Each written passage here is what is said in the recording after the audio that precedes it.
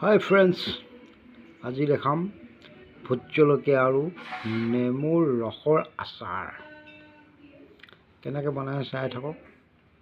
এয়া নেমু, এয়া ফালি ল'লোঁ। ফালি লৈ একদম ৰস চেপি দিলোঁ, হাতেৰে চেপি চেপি দিলোঁ। ৰস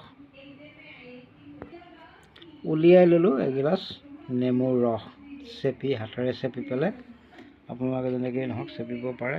এয়া এগিলাচ ৰস উলিয়াই ল'লোঁ। কেইটামান ভোট জলকীয়া এইকেইটা সৰু সৰুকৈ কাটি, এয়া সৰু সৰুকৈ কাটি ল'লোঁ। এনেকৈ সৰু সৰুকৈ কাটিব পাৰিলে আপোনালোকে আৰু ভোট জলকীয়া ল'ব পাৰে। মই কেইটামান লৈছোঁ। নেমু সৰহ হ'লে ভাল।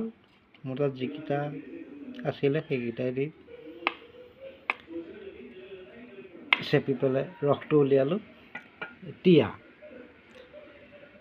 এই জলকীয়াখিনি মই নেমু পানীত ভৰাই দিম। এয়া নেমু পানীত ভৰাই দিলোঁ।